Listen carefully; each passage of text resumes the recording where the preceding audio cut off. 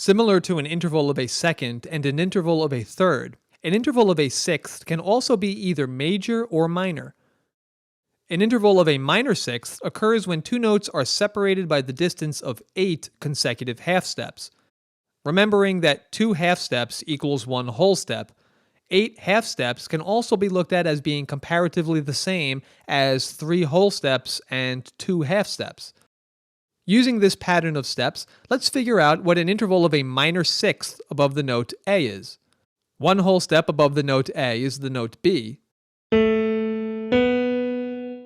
A half step above B is the note C. The notes C and D are separated by a whole step. Another whole step above the note D is the note E. And finally, a half step above the note E is the note F. As you can see, an interval of a minor sixth above the note A is the note F.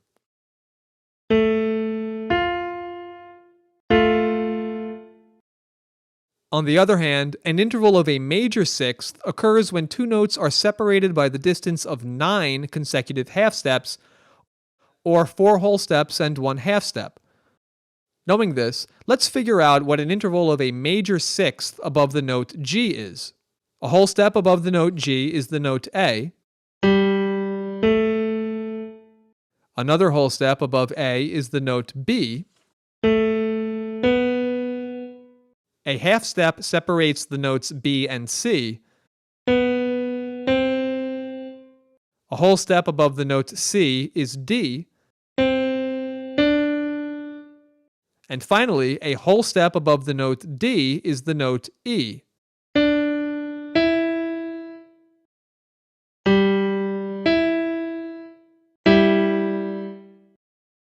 For certain intervals which are separated by a large amount of steps, such as minor and major sixth, rather than having to count 8 consecutive half steps, using the scale as we had for the previous intervals might be a more practical solution. For example, we recently learned that an interval of a minor sixth above the note A is the note F. If we take a look at an A minor scale, we can see that the 6th scale degree, or the 6th note in the scale, is in fact the note F.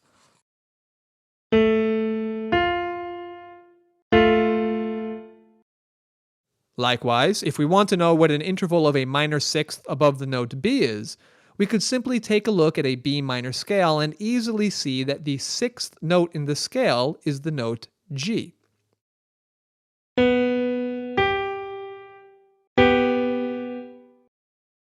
This same method may be applied to an interval of a major sixth as well.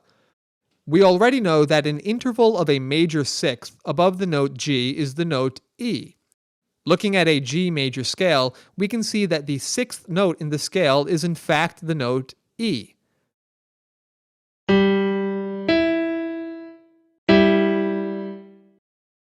In this same respect, by looking at the notes of a C major scale, because A is the 6th note in the scale, we know that an interval of a major sixth above the note C is the note A.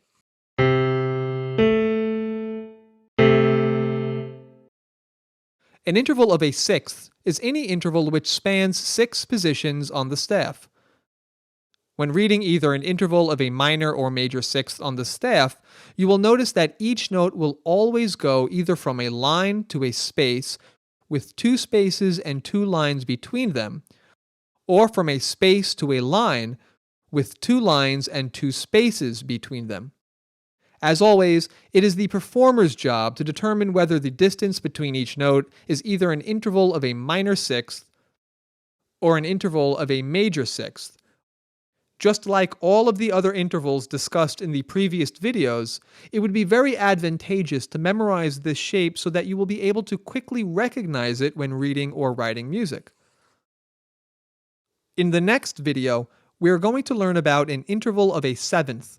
We will see how, like an interval of a sixth, an interval of a seventh can also be both major or minor.